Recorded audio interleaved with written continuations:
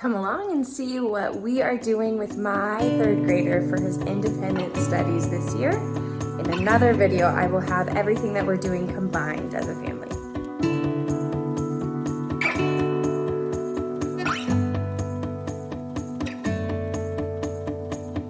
Okay, third grade homeschool curriculum haul. So in this video, I'm going to be sharing with you the 3 things that my third grader is doing separate from his brothers. We are doing a lot of the subjects all together, but these are 3 that at this point are starting to get kind of leveled out on their own. So let's start with math, because I have it here on the first top of my stack. So we are very Charlotte Mason inspired, and we are coming back to Charlotte Mason Early Elementary Arithmetic series. This is book 3 for my third grader. It's not exactly leveled for each year. I found the first book took us longer, and then the second book took us less time, and the third book, it is different than a lot of math curriculums. I have done the first book mostly as mental math with my kids. There isn't a ton of writing. It is not a workbook style book. It is much more story, problem-based, hands-on, and then some writing. You can get these from the Simply Charlotte Mason website, but I love these different grid books because you can get them in whatever size you want. So for my little ones, I think it's 3/4 of an inch is really big.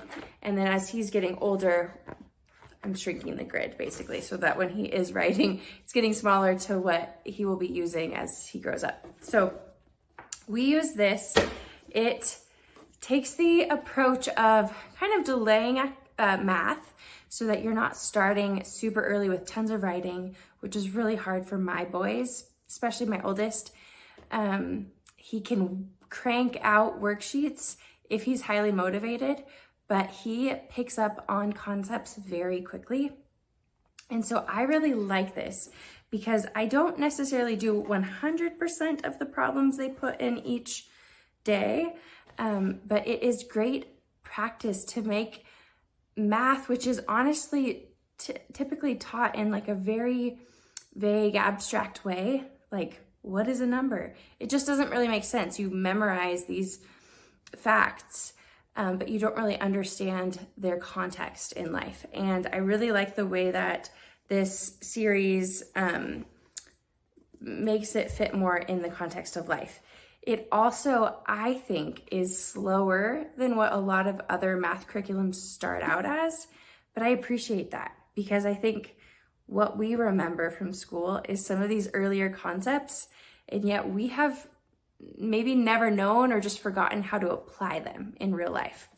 So, year 3 is going through sums of exchanging money. How do you deal with change? This is a concept that we don't use a lot anymore, right? And I'm curious to see what happens with money in the next few years, but our kids, if we continue to use cash money and change, and even if not, they're gonna need to, it's gonna be really helpful while we still have money to be able to practice with coins so that when we get to credit cards and debit cards, it becomes this very abstract thing again, right? You don't have a tangible thing in front of you. You just have, it doesn't make sense if we start there with our kids, I think.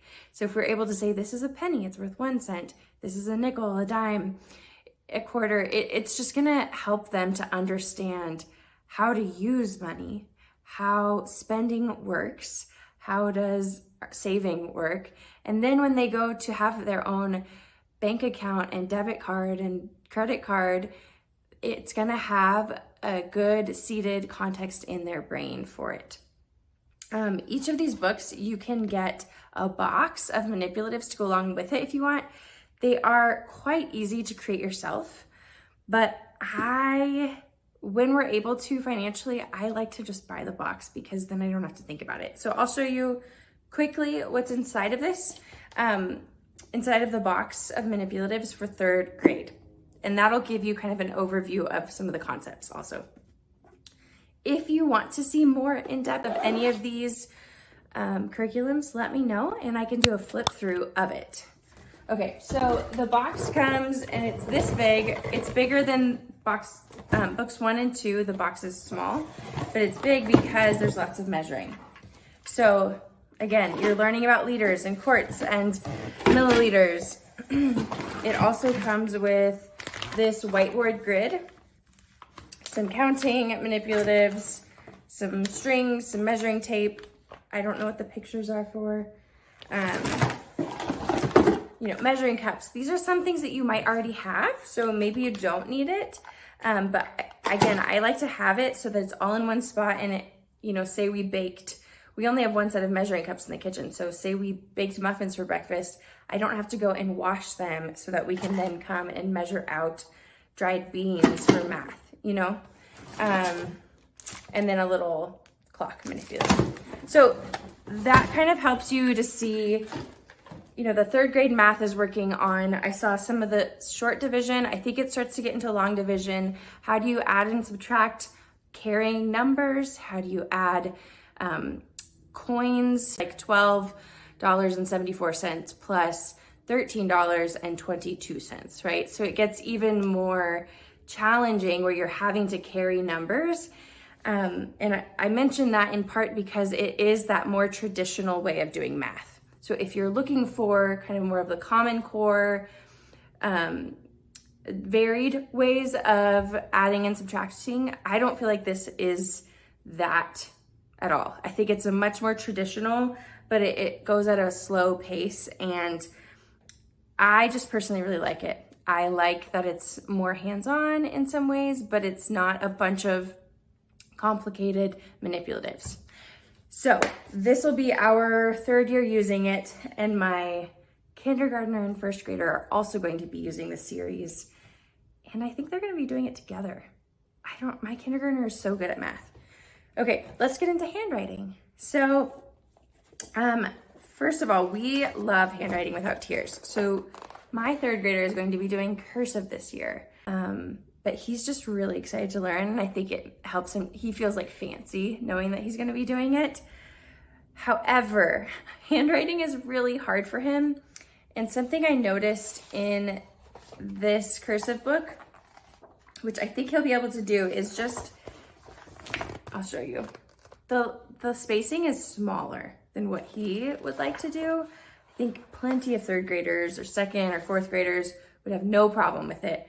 But he just really struggles with handwriting. And I'm in part curious to see if this helps, because it's just very different than print. But we're going to take probably about 2 months of waiting on that. And we are going to come back to creative form drawing for him at a kind of more his level. So we've done a lot of this beginning stuff, which I'll talk about with my kindergartner's curriculum all later, who also has some like fine motor struggles. This is a very Waldorf method of beginning to create the shapes that are used in art and handwriting. I love it. It's just not talked about unless you are looking at Waldorf methods. So this book, Creative Form Drawing, has really multiple years that you could do with your kids. It's very simple. It essentially gives you a form, a shape. You create it with your body, with your hand. You can do it, and then you would move on to doing it on like paint or with a paintbrush on a chalkboard, and then you would draw it in your workbook. I love this because it also is really artistic and creative, and helps it to feel less like school, I guess. And it is a lot of the important shapes that you're gonna need, whether you're drawing, which my son loves, whether you're drawing or handwriting, and especially cursive, I think. So that's why we're coming back to this, because we did the first part with him, and that really helped get the motions of writing. But now we're gonna take at least 2 months with him just to do that before we jump into cursive. So then it goes into cursive. I'm kind of counting that as our handwriting, but it's also art. Then we'll go into cursive. If you don't know already, a big mistake I see with people using Handwriting Without Tears is They aren't also looking at the teacher's guide. You don't have to, you can just use it as like an independent workbook, but I think it's so effective with this. It gives you great ideas. They a lot of times have, QR codes, and there's like songs, there's activities, there's motions and movement that you can do with it. But it's a great way to get an insight on how to make Handwriting Without Tears even more integrated into what they're learning. Bible Heroes. So this is my third graders writing curriculum, and it is by Institute for Excellence in Writing. It's new to me. A lot of you might have heard of IEW. It's pretty popular in the classical circles. I had heard of it and just not been on that track yet because we needed time before we really dove into more complex studies. This I'm really excited about. It is one of their books that they recommend if you're new to their curriculums. And so for my third grader, we're doing this, but they do recommend it for kind of first or second graders. But I've seen a lot of people talk about using it with their third graders, and they also have a teacher's guide that talks about how you can scale it all the way up to fifth grade. It's not phonics. It's not learning how to read. This is writing. So my third grader is excellent at reading. He is quite good at spelling. He's good at creative writing, narrating the conceptual stuff. But as far as really concrete grammar tools, I wanted to really press into that this year as he's getting older. So IEW does things a little differently, but this is kind of a workbook style, but I would say it's still very me and him. This isn't I give this to him and he can go do it by himself yet. It is basically what I understand from it is you have stories that you're reading. They're quite short.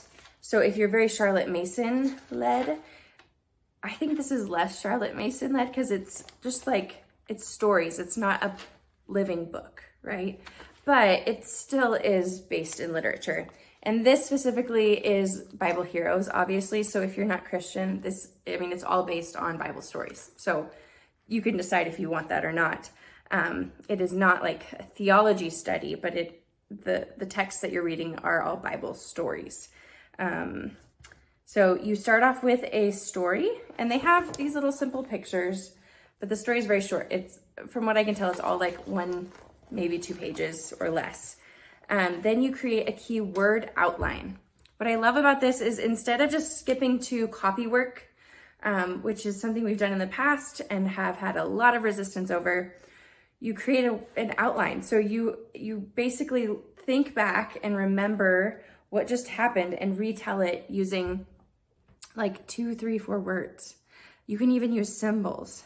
Then you begin they add in concepts like adjectives, but they have a whole list at the back of adjectives you're not allowed to use.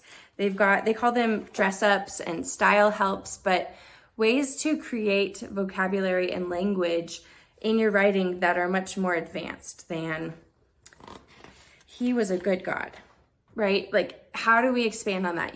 It won't let you use good. So they begin to create different lessons in how do we change up our language so that we're better writers. Right? So it looks like you've got this keyword outline. Then in the middle of the week, you are learning a new concept for grammar, for stylized writing. And then at the end of the week, you create a retelling where you write it with your parent, or you write it over several days, where you rewrite your keyword outline using these writing styles that you've learned. So a lot of it looks like adjectives, but they are very specific about, you can't use these adjectives, here's our better ones. You use new vocabulary. There's a whole appendix of like really good, rich vocabulary that isn't always a part of our day-to-day. Some of it's like ly words, who, which clauses, impactful titles, things like that. So your retelling is using these new tools that you're learning each week.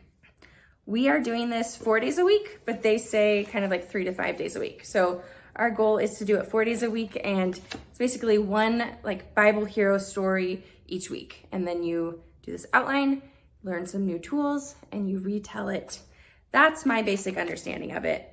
Could be totally different. I will keep you posted. So those are the 3 main subjects that my 3rd grader is learning on his own. Let me know in the comments below if you would like to see inside of any of those. I'd be happy to do a flip through. They're just kind of time consuming, so let me know what is most important to you to see inside.